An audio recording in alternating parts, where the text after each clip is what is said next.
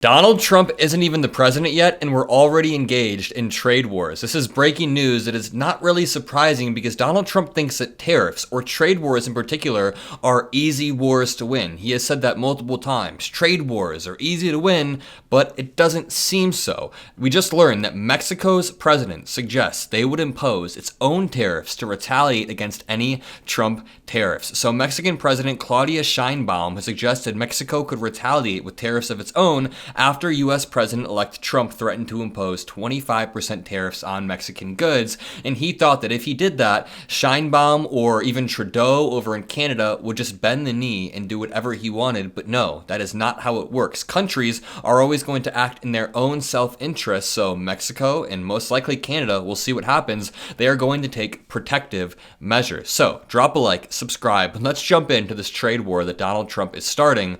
It's ramping up quickly, and it's going to be worse than the one he started in 2018. So we learned a few days back that Trudeau and other premiers are going to meet Wednesday after Trump's trade threat. So tomorrow, Prime Minister Justin Trudeau and the country's premiers will hold an emergency meeting to discuss the threat of the steep new U.S. tariffs. The meeting will be held virtually at 5 p.m. and on Monday night, Trump threatened to impose a 25% tariff on import goods. I'll cover that in a second, but Trudeau said he had a good call with Trump Monday morning. Quote, "We obviously talked about laying out the facts, talking about how the intense and effective connections between our countries flow back and forth. We talked about some of the challenges that we can work on together." I mean, that's just normal politician talk when you're meeting a new leader that's transferring in. But listen to this. Trudeau spoke by phone on Monday with Ford, who chairs the Council of the Federation, and other premiers, and at a press conference on Tuesday, Ford called the tariff threats serious and unfounded. But if Trump follows through on the threat, Canada would have no choice but to retaliate, Ford said. So we now have Canada and we have Mexico saying explicitly, we will retaliate. This is how we start a trade war. So let's break down this article about Mexico. Mexico President Claudia Sheinbaum suggested Tuesday that Mexico could retaliate with tariffs of its own after U.S. President-elect Donald Trump threatened to impose 25% import duties on Mexican goods if the country doesn't stop the flow of drugs and migrants across the border. Let me pull up this Trump tweet so we can see the source material here. Donald Trump said yesterday, November 25th at 5:35 p.m. Central Time, "As everyone is aware, thousands of people are pouring through Mexico and Canada, bringing crime and drugs at levels never seen before." That is not true. Levels never seen before is vacuous salesman talk. You can look at any indicator, and border apprehensions right now are lower than they were when Trump was president. Lower. Yes, border crossings were high at the beginning of Biden's administration. Yes, he probably could have been stronger, and a lot of it was due to COVID, but now it's back down to the levels that we saw during Trump. So he continued, "Right now, a caravan coming from Mexico, composed of thousands of people, seems to be unstoppable in its quest to come through our currently open border. On January 20th, as one of my many first executive orders, I will sign all necessary documents to charge Mexico and Canada a 25% tariff on all products coming into the United States and its ridiculous open borders. This tariff will remain in effect until such time as drugs, in particular fentanyl, and illegal aliens stop this invasion." I mean, he's literally just lying, and he's not using tariffs to stop immigration. He's using immigration as an excuse to impose tariffs because this dude is absolutely obsessed with the idea of using tariffs to strong-arm countries into doing other things. But here's the interesting thing.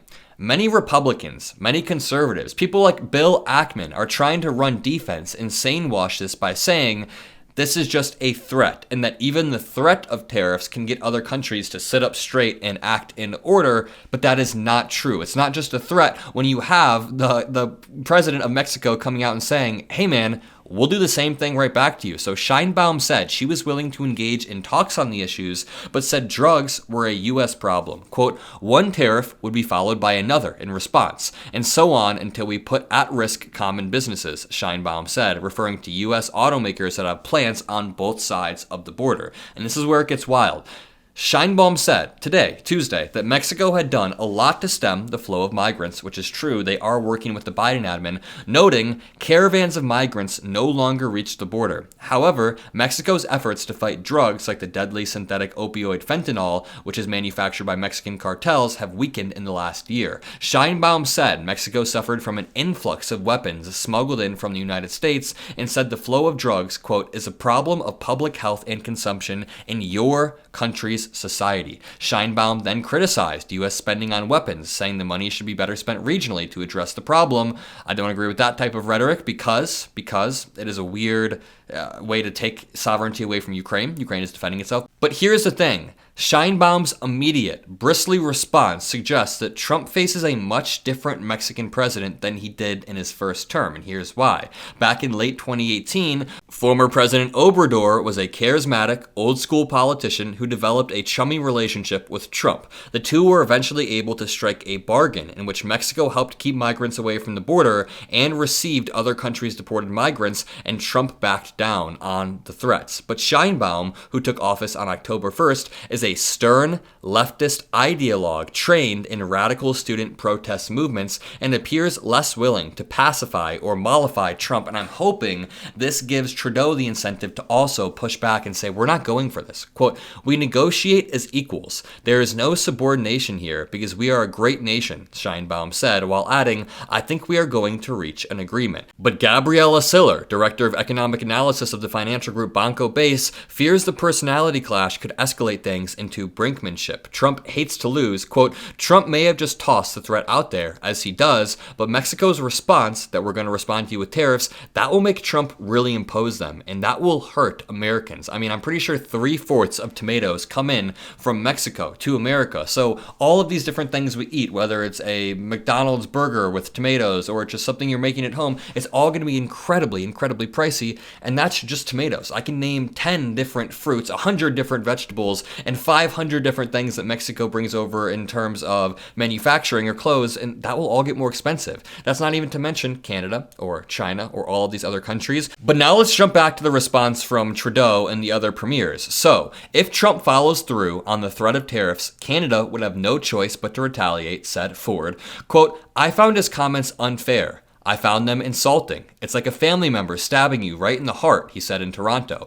Quote, to compare us to Mexico is the most insulting thing I've heard from our friends and closest allies, the United States of America. I mean, we all share a continent here, so it's not like Canada should be throwing elbows over at Mexico like that. But this article continues, the US-Mexico-Canada Free Trade Agreement forbids just imposing tariffs on other member countries. And it's not clear whether the economy could even tolerate sudden levies on imports. Auto plants on both sides of the border rely on each other for parts and components, and some production lines could screech to a halt. I mean, there is no shot Trump can actually enact this without the entire economy tanking. Even the Deputy Prime Minister of Canada stressed that cross-border trade between the two countries is significant, noting in particular that 60% of U.S. crude oil imports came from Canada last year. A 25% tariff on those imports is expected to immediately jack up gas prices. It would jack up prices of food, of everything around you, and I'll leave you with that. Drop a like, subscribe. We'll see how this plays out, and I'll see you in the next one. Peace out.